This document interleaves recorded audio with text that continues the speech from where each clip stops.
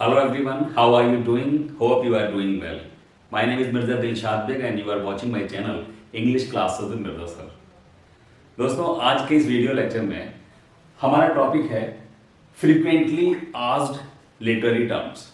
Literature के portion में सबसे ज़्यादा पूछे जाने वाले जो 10 टर्म्स हैं वो मैंने निकाले हैं।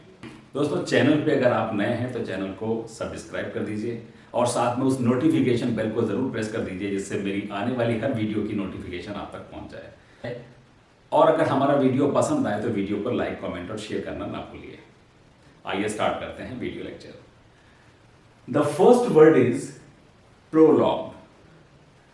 प्रोलॉग का हिंदी मीनिंग होती है प्रस्तावना। A prologue is a piece of writing that introduces a play और अ पोएम। देखिए हिंदी में प्रोलॉग को प्रस्तावना कहते हैं। ये एक ऐसी पीस ऑफ राइटिंग होता है जो किसी भी प्ले या किसी भी पोएम को इंट्रोड्यूस करता है। कोई भी आप बुक देखिएगा, कोई भी नॉवेल देखिएगा या कोई भी प्रोज राइटिंग देखिएगा, पोइट्री देखिएगा, तो प्रोलॉग जो होता है वो उस बुक, नॉवेल, शॉर्ट स्टोरी, इन सबसे पहले कोई भी एक शॉर्ट पीस ऑफ राइटिंग दी होती है जो उसके बारे में कोई डिस्क्रिप्शन दे रहा होता है, उसके लिए वर्ड यूज करते हैं प्रोलॉग। प्रोलॉग के और भी सिनोनिम्स होते हैं। पहला वर्ड है प्रीएम्बल। प्रीएम्बल का मतलब भी प्रस्तावना ही होता है। अगर आपने पढ़ा होगा तो ये जो प्रीएम्बल वर्ड है ये हमारे जो कॉन्स्टिट्यूशन ऑफ इंडिया की जो प्रस्तावना दी गई है वहां पर इस वर्ड का यूज हम करते हैं, प्रीएम्बल। तो प्रीएम्बल को हम कह सकते हैं कि a preamble is an introductory part और an introductory statement of the constitution of India. तो वो भी प्रस्तावना ही होता है। दूसरा है फोरवर्ड। फोरवर्ड का मतलब भी होता है, हिंदी में इसको बोलते हैं प्राक कथन। प्राक का मतलब होता है पूर्व, कथन का मतलब स्टेटमेंट, यानी जो स्टेटमेंट हमने पूर्व में बोला है। Before a writing, before a novel, before a play, before a poem, that is called forward.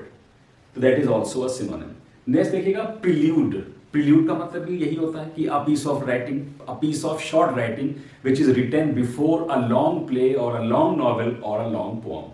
तो किसी भी लॉन्ग पीस ऑफ राइटिंग से पहले जो हम एक short piece of introductory part लिखते हैं that is called prelude. William Wordsworth का आपने एक बहुत ही फेमस कलेक्शन ऑफ पोएम देखा होगा जिसका नाम है द प्रिल्यूड, जो कि उनकी एक ऑटोबायोग्राफिकल पोएम कहलाती है जिसमें 14 चैप्टर्स हैं। और द प्रिल्यूड जो विलियम वर्ड्सवर्थ की पोएम है उसको 1805 में कंप्लीट कर लिया गया था लिख के, लेकिन इसका जो पब्लिकेशन हुआ था it was published after his death by his wife. Next word is preliminary. Preliminary is also an event which is done just before another event. Preliminary exams भी आपने देखे होंगे। हमारे सिविल सर्विसेज का कल्चर है कि उसमें 3 राउंड्स में एग्जाम होता है, पहले प्रीलिमिनरी, फिर मेंस एंड देन इंटरव्यू। तो जो प्रीलिमिनरी होता है इसको कई बार शॉर्ट में हम प्री भी कहते हैं, इसी वर्ड के लिए प्री वर्ड यूज होता है। नेक्स्ट देखिएगा कर्टेन रेजर, ये भी इसी का सिनोनिम है। Curtain raiser is also a piece of entertainment or a piece of event which is done just before a long play in a theater. किसी भी थिएटर में जब कोई लंबा प्ले हमें रिप्रेजेंट करना होता है तो उससे ठीक पहले जो एक शॉर्ट पीस ऑफ एंटरटेनमेंट होता है उसको हम कर्टन रेजर के नाम से जानते हैं। तो ये भी प्रोलॉग का ही एक सिनोनिम कहलाता है। तो आपने देखा कि प्रोलॉग वर्ड से मिलते जुलते हमारे पास कितने सारे वर्ड्स आ गए, तो हमारी वोकेबलरी जो है वो और ज्यादा इनहेंस हो जाती है। नेक्स्ट वर्ड देखिएगा एपीलॉग। अब ये जो एपीलॉग वर्ड है इस प्रोलॉग वर्ड का जस्ट ऑपोजिट होता है। आप देखिए प्रोलॉग को हिंदी में जहां हमने प्रस्तावना कहा है वहीं एपीलॉग का मतलब होता है उपसंहार। उपसंहार यानी conclusion, a short piece of writing that is added at the end of a play, a novel, a story or a poetry. तो that is called epilogue. अब epilogue का अगर हम सिनोनिम देखें तो एक तो वर्ड हमें मिलता है पोस्ट स्क्रिप्ट। पोस्ट का मतलब होता है आफ्टर, स्क्रिप्ट का मतलब होता है राइटिंग, यानी आफ्टर राइटिंग किसी भी लेखन के पश्चात में जोड़ा गया भाग, that is called post script. फिर देखिए कंक्लूजन का मतलब तो निष्कर्ष होता ही है, लिखा ही है उपसंहार, उसी को कंक्लूजन कहते हैं। फिनाले जो वर्ड है, फिनाले, देखिए अगर ई नहीं होता तब तो हम इसको फाइनल पढ़ते हैं, उसका मतलब भी अंतिम भाग होता है, लेकिन ई लगने से हम इसको बोल रहे हैं finale. Finale is the final part of an entertaining program. of any show, of an opera or something else. तो राइटिंग में तो फिनाले वर्ड का यूज़ कम होता है, लेकिन हाँ किसी भी एंटरटेनमेंट प्रोग्राम का, किसी भी रियलिटी शो का जो एंड पार्ट होता है, जो फाइनल पार्ट होता है, उसको हम फिनाले कहते हैं। जैसे हम लोग टेलीविज़न पर बहुत सारे रियलिटी शोज देखते हैं और उस रियलिटी शो में सिंगिंग कॉम्पिटिशन होते हैं, डांस कॉम्पिटिशन्स होते हैं, तो उन प्रोग्राम्स के जो लास्ट जो फाइनल जब उसका डे आता है तो उसको वो लोग फिनाले के नाम से रिप्रेजेंट करते हैं। तो all these are the synonym. Next देखिएगा नंबर 3, एपीग्राफ। एपी, अब देखिए यहां पर से ये जो एपी जो वर्ड आ रहा है, एपी वर्ड ना कह के इसको हम प्रीफिक्स बोलेंगे। तो ये जो एपी प्रीफिक्स है ये ग्रीक वर्ड है ये, और इस एपी का मीनिंग होता है ऑन या अपॉन। तो एपीग्राफ को अगर हम अलग अलग इसका मीनिंग समझेंगे तो एपी का मतलब हो गया अपॉन, ग्राफ का मतलब हो गया writing. Upon writing, upon writing का मतलब इसको हिंदी में तो पूरा लेख कहेंगे, लेकिन इसकी इंग्लिश डेफिनेशन क्या होगी? Epigraph means a short phrase और a sentence as an introduction to a book. यानी किसी भी किताब के इंट्रोडक्शन के रूप में लिखा गया कोई भी शॉर्ट फ्रेज हो सकता है, कोई भी छोटा सा सेंटेंस हो सकता है, उसको हम एपीग्राफ लिख सकते हैं। अब यहाँ पर जो पूरा लेख वर्ड लिखा है, आपने देखा होगा कई बार किसी स्टैच्यू के ऊपर कुछ लिख दिया जाता है या किसी स्टोन के ऊपर कुछ इंस्क्राइब कर दिया जाता है, तो उसको हम पूरा लेख भी कह सकते हैं। सिनोनिम्स देखिएगा, यूलॉजी। यूलॉजी का मतलब भी होता है कि किसी की प्रशंसा में, किसी की तारीफ में जो लिखे गए शब्द होते हैं, किसी भी मॉन्यूमेंट पे लिखे जा सकते हैं, किसी भी वॉल पे लिखे जा सकते हैं। जैसे आपने हिस्ट्री में अशोका के शिलालेख पढ़े होंगे। किसी हार्ड सरफेस के ऊपर जब हम किसी चीज़ को लिखते हैं और जो सदियों सदियों तक के लिए अमर हो जाता है, जो लिखा हुआ हमारा सदियों सदियों तक अमर हो जाता है, उसको हम इंस्क्रिप्शंस कहते हैं। नेक्स्ट वर्ड देखिएगा, एपीग्राम। एपीग्राम हिंदी में बोलते हैं इसको सूक्ति। और एपीग्राम जो होती है बहुत ही विटी सेइंग्स होती हैं। देखिए विटी सेइंग्स भी कहते हैं या फिर एफोरिज्म कहते हैं इसको। एफोरिज्म यानी कि फुल ऑफ विजडम, किसी चीज को इतनी बुद्धिमत्ता पूर्वक कहा जाना जो कम शब्दों में भी वो अपनी बात का प्रभाव छोड़ दे, अपनी बात का असर छोड़ दे, that is called epigram. Epigram एक फिगर ऑफ स्पीच की तरह भी यूज होता है। लिटरेरी टर्म तो है ही ये, लेकिन लिटरेरी टर्म के अलावा ये एक फिगर ऑफ स्पीच का भी काम करता है।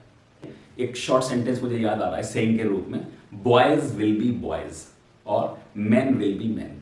तो ये एपीग्राम का ही बेस्ट एग्जाम्पल है। आइए और देखते हैं next. The next is एपीटैफ।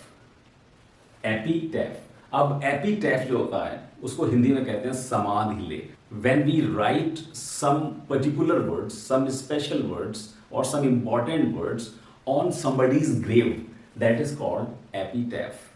AP का मतलब होता है on और upon, टैफ का मतलब होता है stone. On the stone, on the grave, तो ये जो पत्थर की कब्र बनी होती है उसके ऊपर जब लिखा जाता है तो वो कहलाता है समाधि लेख। और इसके सिनोनिम्स देखिएगा, जैसे फर्स्ट इज ऑबिचरी। ऑबिचरी का मतलब होता है रिमेम्बरेंस, किसी की याद में कुछ कहा गया है ना, किसी ऐसा व्यक्ति जो अब मर गया है, जो इस दुनिया में नहीं रहा, और उसकी याद में जब हम कुछ लिखते हैं, कुछ शब्द लिखते हैं। जैसे कि आपने याद होगा कि एग्जाम में भी काफी पूछा जाता है, जॉन कीट्स। जॉन कीट्स का एपीटैफ क्या है? What is the epitaph of John Keats? तो उस पर लिखा हुआ है कि here lies one whose name was writ in water. तो that is very famous line. Next is elegy. Elegy का मतलब होता है शोक गीत। शोक में लिखा गया, दुख में लिखा गया कोई गीत हो सकता है, कोई पंक्ति हो सकती है, किसी पोम का एक्सट्रैक्ट हो सकता है। नेक्स्ट देखिएगा, कॉमेमोरेशन। कॉमेमोरेशन का मतलब भी होता है to remember somebody who has passed away. ऐसे किसी व्यक्ति को याद करना जो गुजर चुका है, जो इस दुनिया में नहीं है, उसको बोलते हैं कॉमेमोरेशन। तो ये सारे ही वर्ड एपीटैफ से रिलेटेड है। नेक्स्ट देखिएगा, एपिटमी। एपिटमी का मतलब होता है अ सिंबल, एन एम्बॉडीमेंट, अवतार, इनकारनेशन, पुनर्जन्म, पर्सोनिफिकेशन। या अगर इसको डिफाइन करें तो कुछ ऐसे कर सकते हैं कि the perfect example of something. Sentence में अगर इसको यूज करेंगे तो ऐसे आप यूज कर सकते हो कि he is an epitome of his father, यानी वह अपने पिता का हूबहू उदाहरण है, परफेक्ट एग्जाम्पल है, बेस्ट एग्जाम्पल है। यानी कि there is no difference between the characteristics of two people और two objects, that is called epitome. Next देखिएगा एपिथेट। एपिथेट, एपिथेट हिंदी में तो इसको विशेषण कहते हैं, या फिर इसको किसी के डेजिग्नेशन के लिए यूज करते हैं। देखिए, डिस्क्रिप्शन के लिए यूज होता है, या टाइटल के लिए यूज होता है, या डेजिग्नेशन के लिए यूज होता है, और दूसरे शब्दों में हम इसको बोल सकते हैं सॉब्रिकेट। कई बार क्या होता है कि किसी के नाम के साथ हम कोई टाइटल जोड़ देते हैं, कोई डिस्क्रिप्शन जोड़ देते हैं, जिससे उसकी पहचान और भी ज़्यादा पुख्ता हो जाती है। जैसे एलेक्जेंडर द ग्रेट, एलेक्जेंडर महान, तो उसके नाम के आगे जो द ग्रेट वर्ड लगा है या महान शब्द जो लगा है, दैट इज एन एपिथेट, यानी जो उसको और ब्रॉड सेंस में डिफाइन कर देता है, डिस्क्राइब कर देता है, उसको मॉडिफाई कर देता है, दैट इज कॉल्ड एपिथेट। अगर हम इसको एडजेक्टिव भी कहें तो भी गलत नहीं होगा। नेक्स्ट देखिएगा एपिफेनी। एपिफेनी वर्ड भी एग्जाम में कई बार पूछा गया है। एपिफेनी का मतलब होता है एहसास। अब देखिए, रियलाइजेशन, रियलाइजेशन या रेवलेशन या फिर मैनिफेस्टेशन। जिंदगी में ऐसे कई मोड़ आते हैं जब हमें किसी रहस्य का पता चलता है, कोई ना कोई रहस्य उद्घाटन होता है, कोई ना कोई अमेजिंग या शॉकिंग इवेंट हमारे सामने आता है, जिसको हम कम अक्रॉस करते हैं, जिसको हम एनकाउंटर होते हैं जिससे। तो वो जो मोमेंट होता है, that is called epiphany, an experience of sudden and striking realization, या हम कह सकते हैं a state of amazement and surprise. Now let us see the next one, epidemic. Epidemic, देखिए एपी का मतलब वही ऑन या अपॉन, और डेम जो वर्ड आया है, डेमो, डेमो का मतलब होता है पीपल, यानी कि upon the people, a disease which has been spread up in a wide area and so many people are affected of a particular country or a particular region, तो उसको हम epidemic कहते हैं। हिंदी में इसको बोलते हैं महामारी, या फिर दूसरे जो इसके वर्ड्स हैं सिनोनिम, वो है आउटब्रेक या फिर plague. It means a large number of people और animals suffering from the same disease at the same time in a particular country, in a particular region, it is called epidemic. अब देखिए, epidemic के साथ में एक word अभी पिछले कुछ सालों में और आया था, बहुत पॉपुलर हुआ था, पैंडेमिक। जैसे कोरोना जो डिजीज आई थी, उसको पैंडेमिक बोला गया, उसको एपिडेमिक नहीं बोला गया। तो पैंडेमिक जो डिजीज होती है, वो एपिडेमिक से उसका जो रूप होता है, उसका जो आकार होता है, वो और भी ज्यादा वृहद और बड़ा होता है। पैंडेमिक जो होता है वो कॉन्टिनेंट टू कॉन्टिनेंट फैल जाता है, पूरी दुनिया में फैल जाता है, तो वो और भी ज्यादा बड़ा और खतरनाक हो जाता है। Now the last but not the least, that is epicentre. And what is epicentre? AP का मतलब ऑन और अपॉन, सेंटर का मतलब at the middle point, at the focus point. तो देखिए, इसको हिंदी में तो अभिकेंद्र कहते हैं, और फिर इसके इंग्लिश में देख लीजिए, कोर, हार्ट, हब और बेस। तो जब अर्थक्वेक आता है, तो अर्थक्वेक आने से ठीक पहले जिस पॉइंट पर, जिस हब पर सबसे ज्यादा हम उसके झटके को महसूस करते हैं, जो उसका केंद्र बिंदु होता है, जिसको हम अभी केंद्र कह रहे हैं, तो वो जो पॉइंट होता है, point on the earth surface which observe the most strong effect of this earthquake, that is called epicenter. So my dear friends, this was all about 10 words which are frequently asked in English literature of any exam of TGT, PGT और LT. दोस्तों, अगली video में फिर एक नए topic के साथ आपसे मेरी मुलाकात होगी। अब मुझे इजाज़त दीजिए। Thank you so much, have a nice day, have a wonderful life, God bless you all.